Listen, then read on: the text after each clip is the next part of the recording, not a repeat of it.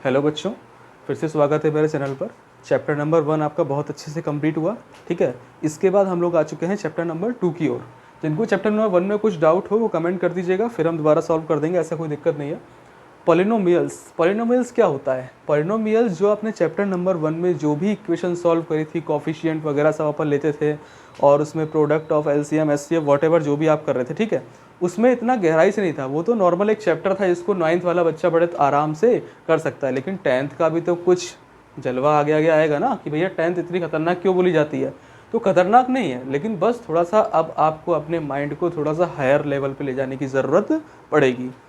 इसमें क्या है, जो भी आज तक आप इक्वेशन आप सॉल्व करे थे 7th 8th 9th किसी में भी, जैसे कोई भी इक्वेशन आप लीजिए, x square plus 7x plus 10, ठीक है, लिखी है, लेकिन ये सही है कि गलत है, ये सब चीज़ें कैसे चेक हो पाएंगी जब आप पॉलिनोमियल्स चैप्टर को पढ़ेंगे। अभी मान लो कोई ऐसे लिख दे यहाँ पे आके, x square plus 7x plus 10 upon में x की पावर 6। अब भैया आपको तो कोई बताया नहीं है कि इक्वेशन सही है कि गलत है, लेकिन आप क्या करोगे, भैया x ही x दिख रहे हैं, लग तो सही रहा है, ठीक है, पॉलिनोमियल है। लेकिन नहीं, यही चीज़ हमको इन चैप्टर में पढ़ना है कि हमको क्या है, पॉलिनोमियल पहचानना और पॉलिनोमियल्स को प्रूफ करना कि वो सही है कि नहीं, उसके ज़ीरोज़ निकालना। बहुत सारी टर्म्स आगे आएंगी, बेसिक समझिए, बहुत जल्दी जल्दी अपन करेंगे क्योंकि बेसिक में ज़्यादा टाइम नहीं देना है। मेन अपनी एक्सरसाइज पे आएंगे, लेकिन इसको अच्छे से देख लीजिएगा। जो मैं एक एक लाइन की जो इक्वेशन बनाई है ना, जो मतलब एक लाइन की आपको मैं यहाँ पे लिख के दूंगा इसकी डेफिनेशन, वो आपकी बुक्स में इतने इतने बड़े पेजेस में लिखी हुई है, तो वो समझने से अच्छा है आप यहाँ पे देख लीजिए। एल्जेब्रिक एक्सप्रेशन, ऐसा एक्सप्रेशन जो कि किससे मिलके बना हो, जैसे यहाँ पे भी क्या लिखा था, x square plus 7x plus 10, जो कि वेरिएबल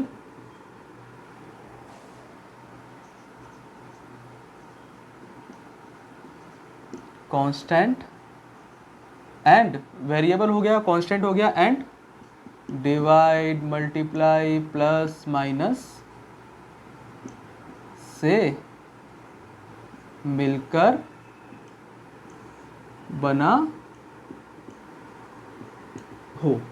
ऐसा एक्सप्रेशन जो कि हमारा कांस्टेंट, वेरिएबल, प्लस माइनस इन सब से क्या है, मिलके बना हो, वो क्या कहेगा, एल्जेब्रिक एक्सप्रेशन कहा जाएगा। अब चाहे सही गलत तो आगे बताएंगे, अभी ओनली किसकी डेफिनेशन याद करा रहे हैं हम, एल्जेब्रिक एक्सप्रेशन की, ठीक है। इसके अलावा अब आते हैं हम पॉलिनोमियल पे। पॉलिनोमियल क्या है, पॉलिनोमियल मतलब एक तरह से 4 उसमें डिवाइड किए गए हैं।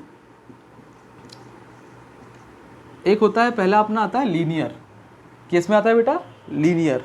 दूसरा आता है, चलिए पहले इसको छोड़िए, आप पॉलिनोमियल की कंडीशन देख लीजिए, इस पर अपन आगे चलेंगे। पॉलिनोमियल की कंडीशंस क्या क्या होती हैं, देखिए। पहली कंडीशन पॉलिनोमियल की पहचानने की, जो फर्स्ट आपकी कंडीशन आएगी, जैसे आपके सामने कोई लाइन लिखी है और आपको पहचानना है कि पॉलिनोमियल ये है कि नहीं है ना, पॉलिनोमियल ये है कि नहीं है। तो पहला तो इसमें क्या होगा, नो नेगेटिव पावर, एक लाइन बस, कोई नेगेटिव पावर नहीं होगी।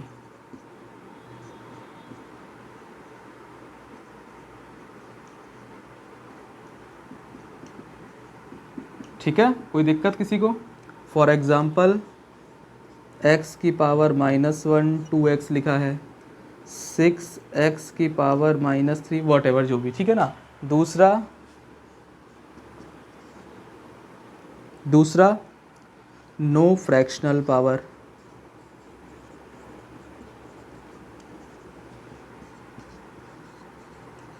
ठीक है, कोई फ्रैक्शनल पावर नहीं होगी। x की पावर 1/4, 6x की पावर 1/4 + 2 वॉट एवर, कोई भी अपनी फ्रैक्शनल में पावर नहीं आएगी। बेटा साथ की साथ इसको नोट करते चलो, मैं वीडियो पॉज कर देता हूँ, इतना पहले नोट कर लो। आपको ऐसा मतलब अभी तो नोट करने लायक हुआ नहीं है, इसकी पूरी हो जाए तो फिर आप नोट करना आराम से, ठीक है। अच्छा, पहला आ गया, कोई नेगेटिव पावर नहीं होगी, मतलब जैसे आपका लिखा है x की पावर -1, 6x की पावर -1, 6y की पावर -1, 6a की पावर -1/2 वॉट एवर कुछ भी लिखा हो, आपका क्या है, ये पॉलिनोमियल्स नहीं है। दूसरा नो फ्रैक्शनल पावर, क्या है, कोई भी फ्रैक्शन में पावर नहीं होगी। तीसरा मान लो जैसे आपने पढ़ा होगा रेशनल इरेशनल, पढ़ा है ना अभी, क्या पढ़ा है, रेशनल इरेशनल। तो रेशनल इरेशनल अब देखा होगा कोफिशिएंट में लिखा होता है, क्या लिखा होता है कोफिशिएंट में, जैसे मान लो लिखा है 3√x, रूट लगा दिया इसके वेरिएबल के ऊपर, इसे बोलते हैं अपन वेरिएबल, ठीक है। या फिर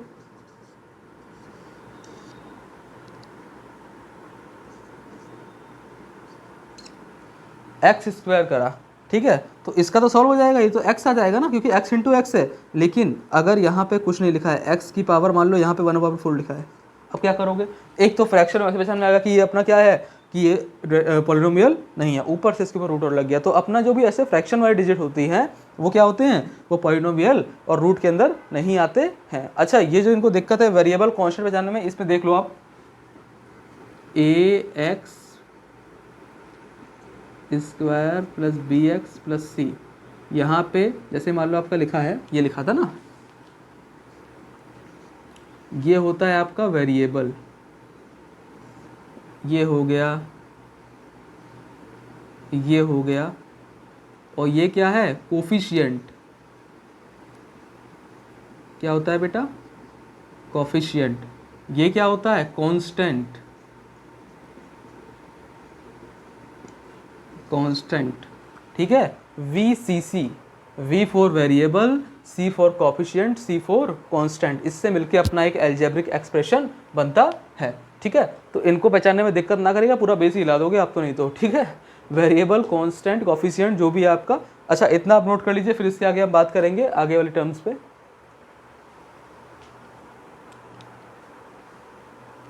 अच्छा हाँ, एक टर्म और थी, क्या है, जैसे मान लो अपना मैंने लिखा नो फ्रैक्शनल पावर या नो नेगेटिव पावर 3x, अब मान लो डिनोमिनेटर में आ गया, एक लाइन लिख लो बिल्कुल शुद्ध हिंदी में, डिनोमिनेटर के वेरिएबल की पावर न्यूमरेटर से बड़ी नहीं होगी।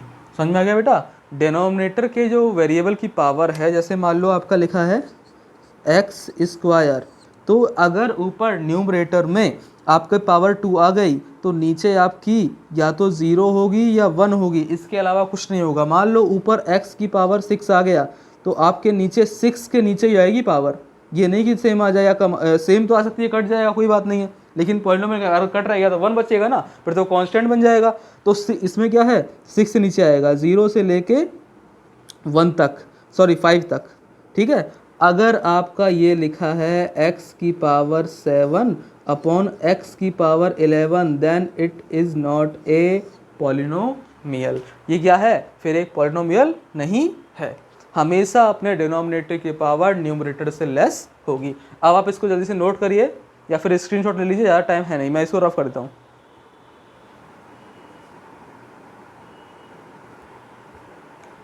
हाँ तो बच्चों, आपका टाइम ना वेस्ट करते हमने थोड़ा बहुत लिख दिया इसके अंदर। अपने पॉलिनोमियल्स जो होंगे बेटा वो होंगे 4 पार्ट में डिवाइड। किस में होंगे बेटा, 4 पार्ट में डिवाइड होंगे। पहला होगा कांस्टेंट, दूसरा होगा आपका लीनियर, तीसरा होगा आपका क्वाड्रेटिक, और चौथा होगा क्यूबिक। 4 पार्ट में डिवाइड हो गए बेटा, ठीक है ना। 4 पार्ट में डिवाइड होने के बाद अब इनमें देखो, कांस्टेंट मतलब जिसकी कोई वैल्यू एक तरह से किसी की भी 0 क्या होती है, अगर पावर होती है तो क्या आएगा आंसर 1, तो ये कांस्टेंट ऐसे ही बन जाएगा। लीनियर में कितनी पावर है बेटा, लीनियर मतलब 1, एक्स की पावर यहाँ पे क्या है, एक तरह से 1 है ना। तीसरा क्वाड्रेटिक, क्वाड्रेटिक क्या है, जहाँ 2 हो तो 2 आ गया यहाँ पे, इसमें क्यूबिक में 3 है, इसमें कोई दिक्कत है। क्यूब क्वाड्रेटिक आपने सबने पढ़ा होगा, लीनियर वगैरह सब कुछ पढ़ा होगा, ठीक है ना। अच्छा, अब आगे क्या बात आती है, इनको इनमें भी कई सारे टर्म बटे हुए, जैसे इसकी डिग्री कितनी है बेटा, डिग्री क्या होती है, जो उसकी हाईएस्ट वैल्यू हो, इसकी डिग्री कितनी है 0। जो वेरिएबल की पावर है, मैक्सिमम पावर वेरिएबल कितनी है, maximum power of variable, max power of variable, V for variable, भैया वी से कुछ और ना समझ जाना, वी फॉर विमल गुटका ना समझ लेना, ठीक है, वी फॉर वेरिएबल, ठीक है। इसमें x की पावर कितनी हाईएस्ट है बेटा, इसमें 0, बड़ा सा बना दे, आपको जूम करके ना देखना पड़े, ठीक है। इसमें कितनी बेटा 1, इसमें कितना है 2, इसमें कितना होगा हमेशा 3, ठीक है बेटा।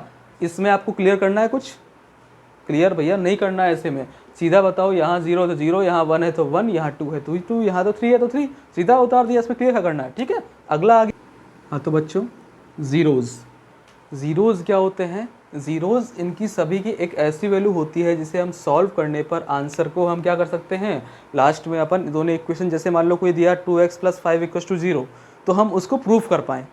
तो इसमें क्या होता है, जो इसके ज़ीरोज़ आते हैं वो अपने क्या होते हैं, एक होता है 0, ठीक है। इधर क्या आया अपना, 2 है तो 2, 3 है तो 3। जैसे मान लो कोई इक्वेशन लिखी है 2x + 5 = 0, ठीक है।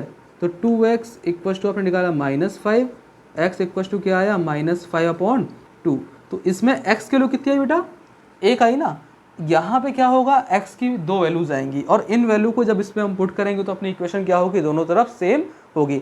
एक में तो कोई दिक्कत नहीं, आप तो कहोगे कि हाँ ठीक है, x की वैल्यू हम एक ही तो है, पुट करेंगे तो आंसर तो वैसे ही वेरीफाई करेगा। लेकिन यहाँ पे क्या होगा, आपकी 2 वैल्यू आएंगी। जैसे 7x + 10 किया, इसको आप सॉल्व करिए। सॉल्व कैसे करते हो, नैस हमने किया है ना बेटा, कैसे करते हो, प्रोडक्ट होने पे तो इसके इक्वल आए, सम होने पे इसके इक्वल। तो ऐसी संख्या कौन सी 2 संख्याएं जिनको मल्टीप्लाई करने पे इसके इक्वल आएंगी और प्लस करने पे इसके, तो 5 और 2। तो यहाँ पे हमने क्या किया, 5 + 2x + 10, x² + 5x + 2x + 10। यहाँ आपका x कॉमन आ गया तो बचा x + 5, इन दोनों में 2 कॉमन आ गया, x + 5 क्या आया बेटा, x + 2 और x + 5, ये 2 और ये 1 मान लिया अपन ने कॉमन, ठीक है। तो यहाँ पे x की 2 वैल्यू क्या आई, -2 और -5।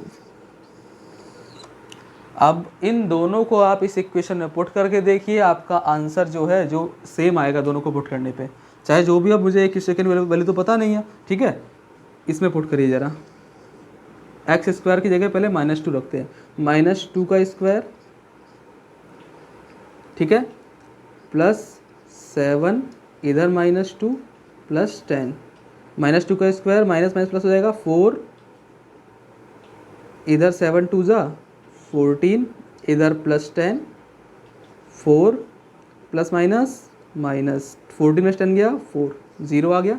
अच्छा अब ज़रा 5 पुट कर लीजिए भाई साहब,